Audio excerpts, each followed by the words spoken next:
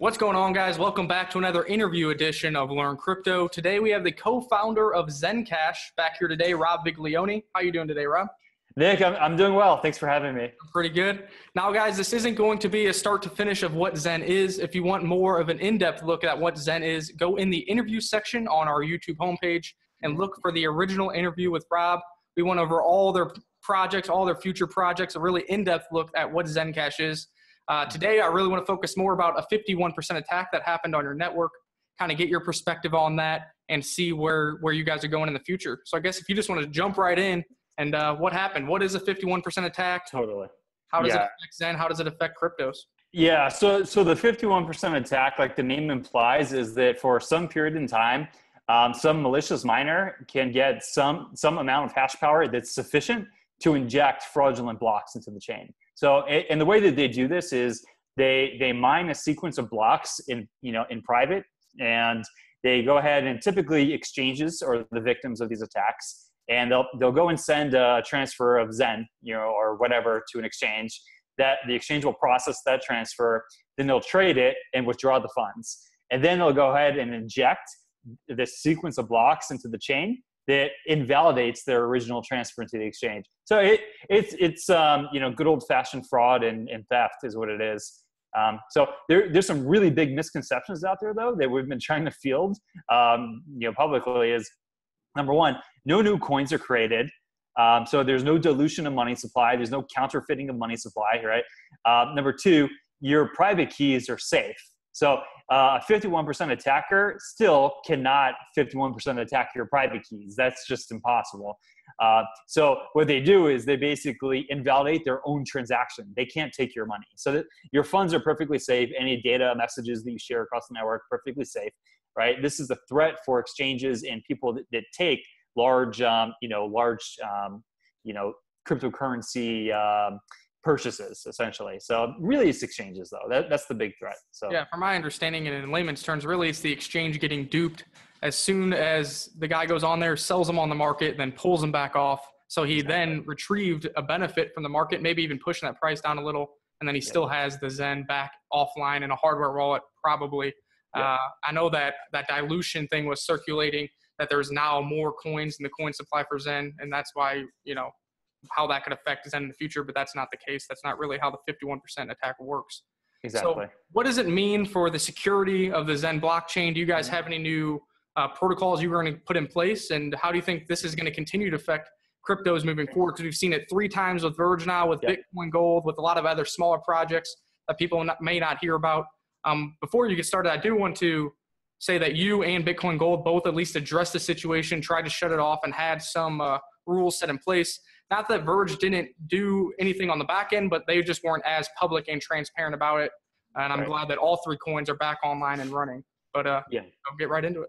Oh yeah, no, exactly. So what we realize is the Satoshi consensus, which is really the longest chain rule, is kind of broken. To be quite frank, I mean, it worked for Bitcoin early on. It was a completely different world in 2009, 2010, where the vision was to have a really decentralized network where everyone's CPU can mine. We don't live in this world anymore, not even close. So now with kind of hash for rent services like a NiceHash, you can very easly and kind of cheaply rent a large chunk of hash power and focus it on a specific all at once. And this is what these hackers do.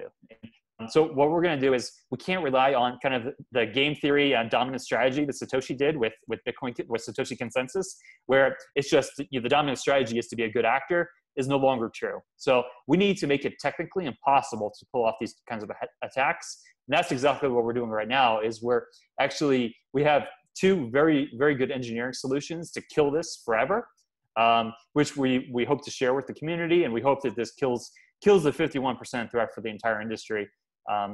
So I mean, we could talk about those and what they are specifically. One's easier than the other. So one will be kind of the short-term fix, and the other will be the longer-term one. Just to have, like in military terms, like defense in depth, where you can never kill your enemy enough to know that it's finally dead. And especially with these 51% attacks, it's always some probability where you can say it's 99.999% secure, but someone someday will figure out how to do it. So we want to do kind of a layered defense in depth, which will really kill it.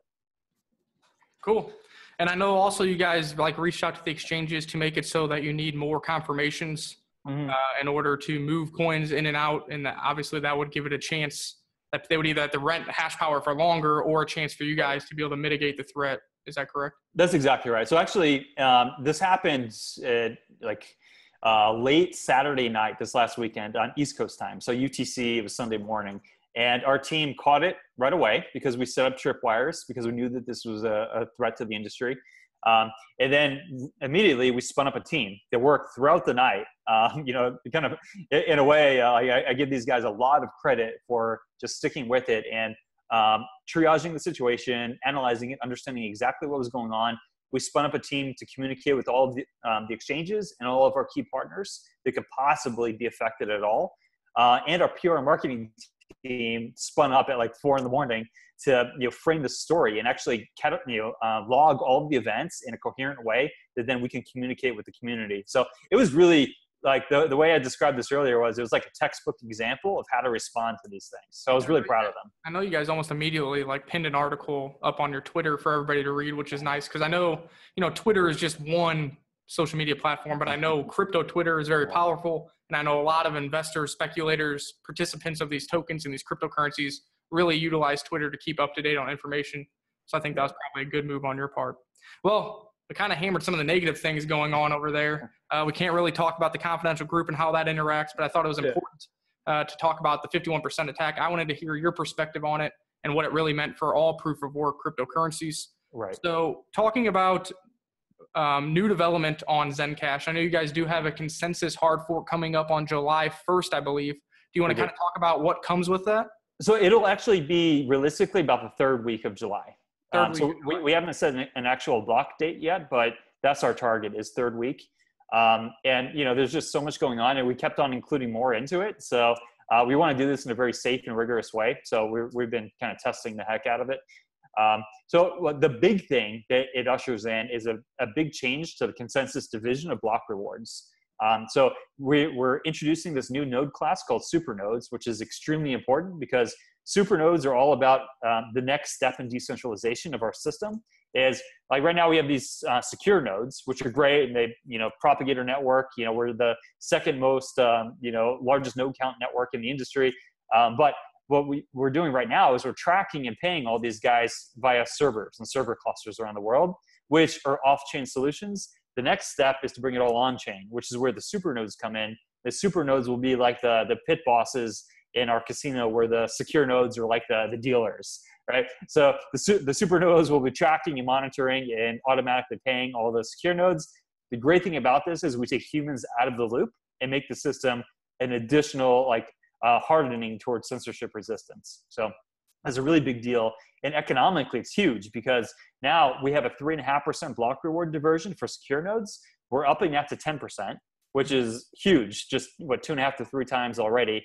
But then the super nodes are also going to get 10% of the block reward. So this is 20% of the block reward going to node operators on our system, which, from a resiliency perspective, I think is a really good thing because now the new coin emissions are going not just to miners, which could be concentrated with this whole ASIC scare that we have, where you could have a Bitmain out there that dominates mining, and they're accumulating all of the ZEN. And then when we introduce this liquid democracy towards the end of the year, where they get to vote with their ZEN, imagine if one corporation owns majority ZEN. So this is another safeguard for us to truly decentralize the system so that it can't be hijacked by, say, like a dominant miner. Yeah, and I know you said that the secure nodes get 10%, and I think those cost 42 ZEN. Super nodes are going to be 10%, and it'll be 500 ZEN. You guys will be keeping 10% for treasury, and then the remaining 70% will be for the proof of work Equihash miners. Now, with these ASICs coming to the Equihash algorithm, have you guys talked at all about switching algos? Are you guys just going to kind of ride it out with ASICs since you were implementing these new node structures? Or do you have any idea on that? Yeah, we've been talking about this nonstop up until maybe the 51% attack. So our attention's been diverted a little bit, to be quite honest. But no, so we have the near-term solution is we're looking at a parameter change to equihash. So there's a set of parameters that you can set for this algorithm to make it increasingly more memory intensive. So we're thinking about upping it to the next set of parameters. So we think that this would kind of defeat the Z9 that's on market, but we're not sure exactly. So there's a risk that we hard fork in a parameter change and it does nothing because the Z9 can also handle it. But there's also a risk. This is not like there's always a con. It's not always like just benefits. We have to think about the possible downsides. The unintended consequence could be we set the memory above what some class of our GPU miners can handle. Now, all of a sudden, to save the GPU miners, we kill the GPU miners. We act no different than a government program, right? So, it's a tricky situation. But the longer term solution, well, actually, the intermediate scenario is we're also considering new algorithm development. So designing a new algorithm that is optimized for our GPU miners and kills ASIC. This is, it's an R&D experiment that we're late to the game on. So it's not a near-term solution. At best, it would be intermediate term. But we also have the longer-term solution is going to a block DAG structure where we completely revise the consensus protocol. And we have, instead of the sequential kind of proof of work equihash-based mining thing, we'll still have equihash. We'll just collapse the difficulty and mine dozens of blocks in parallel. So you don't need to have the same kind of like difficulty hardness that is suitable for an ASIC miner. Now all of a sudden, what we would really love to do is have every CPU in the world mining Zen. So if we could pull that off, it's going to be a huge victory for the ecosystem. That'd be pretty interesting. You'd be the new Monero, where everybody's using everybody's computer to try to mine on this. Well, hopefully not nefariously. Now, so before we move on, I have a question. Essentially the supernodes wouldn't be implemented until the third week of July or whenever the hard fork is. Right. But I think I've heard you kind of talking about that you might do up some kind of like reward structure so people who are holding the 500 Zen right now do get like a mirrored estimate payout going before the nodes are actually live. How do people partake in that? Yeah, so actually what I don't like are these like big sudden changes where you just see like if we just implemented this stuff, say, okay, right now, surprise market, supernodes exist. There could be a huge rush to go buy Zen to stake supernodes. What we wanted to do is kind of smooth the path where we announce the system, we release the white paper, and then we talk about kind of like a soft start date, which is with our hard fork actually, where we're basically going to mimic the secure node system, the same tracker and payment system, and just set it up for supernodes where, the only difference will be the 500 Zen stake. And then the real system will go live. We're hoping for Q4 of this year, but we wanted the benefits to start sooner than later so that we can have more of a smooth adoption path. Transition. Cool. Good to know. Yeah. So this new governance and node structure should set the stage for Instant Zen and Zen Exchange. I've kind of heard those names floating around up on the roadmap as well. Can you kind of explain what Instant Zen is and what Zen Exchange is? Totally. Well, they're all founded on the idea of our sidechaining architecture. So really the big news of about a month ago in that white paper that announced supernodes was actually we're pivoting from a cryptocurrency to a platform. And, we've already been working on different products that support the privacy aspect of our ecosystem, but now we're legitimately pivoting into an actual platform where we'll have, a scripting language done on sidechains so we can have smart contracting. And then we'll be doing this in most likely a DPoS for stake so that we can have massive scale, massive transaction throughput, and smart contracting on the side chains. So what this does for the scalability of the ecosystem is that we can do all the smart contracting stuff, all of the DApps and all that kind of stuff on containerized side chains. So it's more secure in case something screws up. It doesn't affect the entire main chain like it does on Ethereum. We can also then start doing really interesting stuff like decentralized exchanges on the side chains. We're thinking about decentralized digital asset markets. We're thinking about Instant Zen. So Instant Zen would be kind of like an off-chain solution that Dash does with their masternode system. While we have supernodes, we have sidechains, we could do something very similar. So we're thinking of all the value props that we can layer in here that kind of compound in a way that just makes our entire ecosystem better off. Yeah, that's really interesting. And I know on our initial interview, what got me kind of excited is that you already had the 3 value propositions going with Zen Cash, Zen Grid, Zen Pub, Zen Media, et cetera. And it Yeah. just seems like you guys have a lot of ideas. I know it seems like you got pushed back a little bit with the ASIC and the 51% attack. The funny thing is, if you go to 51.org or whatever it is, you guys are pretty expensive on the list too. So I thought that was interesting as well. But Yeah. Well, we're the second most, mined Equihash coin. are you right behind Zcash, I assume? Oh, yeah. So Zcash dominates for sure, and then we're either second or third consistently and rotating between them. So I mean, it's not like we're a soft, easy target. We're up there. We're 10x on hash power than a lot of the other projects in the ecosystem. That's interesting. Now, I noticed that you guys are having a ton of integrations into new products. I know Grayscale recently announced that you're on their short list for coins that they're probably going to be doing funding for or funds for. You guys are on Zeta, which is a new innovative mobile hardware wallet. It's only supporting 8 cryptos, and Zen found its way on that. And Cred, which is like a crypto version of Acorns, where they're like investing your spare change into cryptocurrencies, and they're only supporting 15 cryptos, and Zen is on that. Now, is this something that just comes by good networking on your team's part? Do you guys have to pay to be integrated into this? Are you guys creating partnerships with these companies?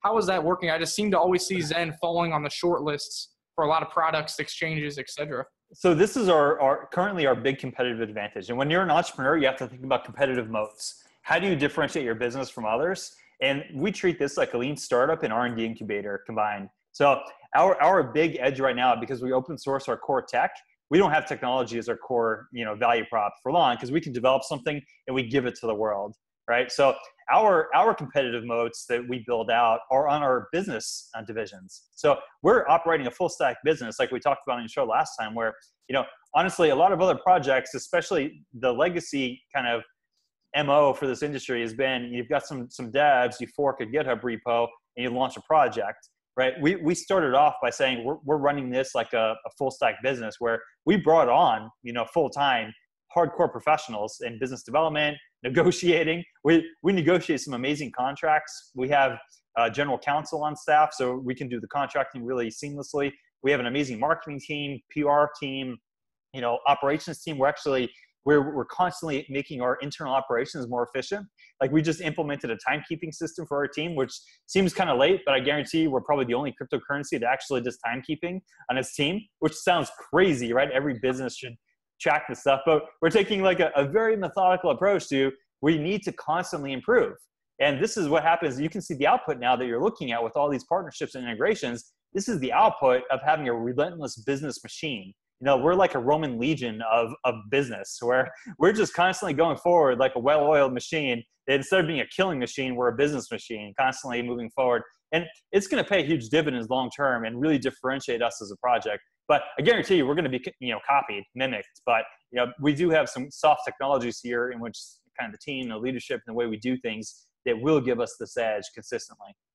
Yeah, and I just keep noticing, on those integrations too, you see the big names like Bitcoin, Litecoin, Ethereum, et cetera. It looks like they just go down the top 5 list. Yeah. Maybe Ethereum Classic finds its way in there, and then it then pops up. Because on the live show, we've been talking about some of these new mobile wallets, new apps, et cetera. I'm just like, oh, look here, guys. Look what keeps popping up. Zen Cash, Zen Cash, Zen Cash. So I just thought it was interesting. Obviously, over the long term, I try to preach, guys, if they're integrating these projects and this is where money's coming in, granted, you're not looking at this as investment more or speculation. You're looking at it as a utility token, but I still like to preach to them that is where people are going to see the name, free advertisement, and start utilizing their network. And utilization of a network is really what drives mass adoption and price. Well, what I can tell you, our big pivot, like our mentality, which is a little bit different, is we think about like where's our killer product or killer app coming from? How are we going to get that 10 million user acquisition on an app that runs on our ecosystem that they don't even know it's running on a blockchain? So this is actually the race that we're in right now. We have some really interesting developments that you'll hear in the next month about how we're kind of structuring or restructuring our organization to really kind of catalyze or accelerate this kind of development of our app ecosystem.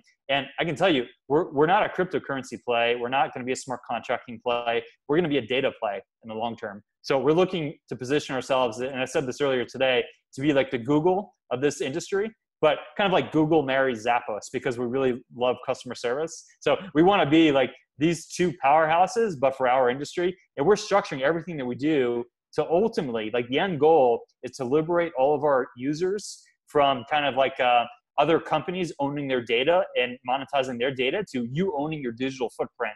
But this starts with our infrastructure. So everything that we're doing is a very methodical kind of path build out to make sure that we lay the groundwork to now really accelerate that product development and then make sure that the products have a purpose. And the purpose ultimately is to really enrich the lives of our users. That's really interesting. That's a new way. I've heard, obviously you're the co-founder, so you would be able to explain the vision of Zen better than anybody, but that's the first time I kind of heard that vision, even in our last interview. So that was pretty interesting to hear there. I guess we're getting towards the end of this, but you guys do have a new partnership with InfoPulse. Yeah. I know nothing about InfoPulse, so can you please inform me on what that is and maybe how that helps you guys in the Zen community? So this is actually huge, and it's so underrated. They are a software engineering powerhouse out of Ukraine, and they're like Ukraine's version of IBM, but they're crypto savvy. Well, IBM's crypto savvy in their own way. They spun up a blockchain div, but these guys, they've already have a big legacy of blockchain projects that they've worked on. We've actually been working with them for the last 6 months. We've just now really kind of formalized the PR behind this. And so these guys, they already have, you wonder how we can constantly do all these integrations so rapidly. We parse this out into teams and we run things in parallel. So actually they have a team spun up that's constantly doing, I can tell you right now, we have a Trezor integration that they're wrapping up right now. So you're going to see a big sequence of integrations that are huge value add for our users. That the way we get it done is by savvy business and these relationships that we build. So it's a really big deal for us. We're really happy to have them. They're great guys. That's awesome. Rob seems to have slipped up a little bit here too. I know he kind of slipped up and talked about the node structure first during our first interview before they even really made it public. He's talking about some new integrations coming up, integrations with Trezor. I don't know how public those are, so make sure to listen to what he is saying in these interviews. I guess for the last thing to do with Zen, at least, is I know I saw on Twitter that your Zen faucet is back up and running. Do you just want to do a quick 20-second overview of what a faucet is and what its purpose is? Yeah, totally. And this was like from one of the customs of the Bitcoin community early on, was you wanted to just give people a little bit of Zen or a little bit of Bitcoin back then to just try it out. And it creates a little bit of excitement, community engagement. And ultimately, when you have a new user, I find that one of the biggest acquisition costs of a new user into crypto is just getting them to cross that mental hurdle. So this is just designed, hey guys, here's some free Zen. Check it out, try out our wallets. So please check out the faucet. It's fun. You'll get like a random distribution of Zen. Yeah, I'll go ahead and put that link in the description below. I went over there and checked it out. I didn't register or anything like that, but the faucets are interesting. There's faucets on a lot of these coins, Bitcoin Cash, etc. And like Rob was saying, it's a good way to get a little bit of Zen into your hand, especially if you're not an owner right now, kind of see what's going on with the community, etc. And who knows what you can win. I know on yours, I think it's like a random amount, nothing crazy, but in between different Satoshi levels. Exactly. So not talking about Zen, but did you have any takeaways from Consensus 2018? Obviously, all of us were thinking, oh, here comes the money. Here comes the spotlight for cryptos. Yeah. We're about to go on another bull run. That didn't happen. But did you have any positives or negatives for blockchain technology or Zen project that came out of that little weekend getaway? Absolutely. I mean, I can tell you for us, it was huge. Like we had just nonstop BD relationships that we were working. So it was like a BD paradise and business development paradise. And this is what happens when like the real value of these conferences is you get in one location, just like a critical mass of industry participants. So this is actually one of our secrets to how we get so many BD deals is we take these things very seriously and we actually hit them with teams ready to go. So we map out exactly who we want to work with and we get in there, we hit the ground running. But the big takeaways for the event, there's a huge divergence here that I'm seeing is this place, we were packed in like sardines. The attendance level was off the chart. I think 4 times what it was last year. So the divergence here is interest in the industry and participation by enterprise clients and investment firms, professionals is through the roof. So there's a ton of interest and the price has been going steadily down. So at some point, this has to be reconciled. And I think the reconciliation is people are starting to realize there's a ton of value in this technology. So let's figure out how to make it useful. Yeah, and I think really what's waiting for companies and institutional money really coming to play is regulation. I know it's a global ecosystem, but I think a lot of countries and individuals are kind of waiting for the U.S. to kind of lay out the regulatory guidelines, and then I think from there things will move forward. The technologies will stop being siphoned and hopefully find some real-world use cases here, which for us, for investors, should help the prices out as well. Totally agree with you. Well, that's about all I had. Thanks for coming back on here, Rob. It was good not only to hear you talk about Zen, but also talk about the crypto ecosystem as a whole. I think that is very good insight for myself and the community to hear the perspective from somebody who is working so highly in cryptocurrencies on a daily basis. Yeah, I appreciate it, Nick. Thank you so much. And thanks for getting our backs on Twitter earlier. That was fun. You can't just let lies go unanswered. So, I like to just portray the facts, and people can kind of look at that for what it's worth, and they can make their own opinion as well. Appreciate it. Thank you guys for watching. Make sure to hit that like, share, and subscribe button. Make sure to look in the description below. I'll have all the links for Zen and that faucet if you're looking to maybe get that grassroots approach and get your first Zen. Also, stay tuned to learn crypto. Maybe we'll have Rob on here again after the consensus hard fork, see what's going on with the super nodes. I know several people in our community are interested in secure nodes and super nodes, so maybe he can help you out with his insight. And until next time, guys, I'll see you later.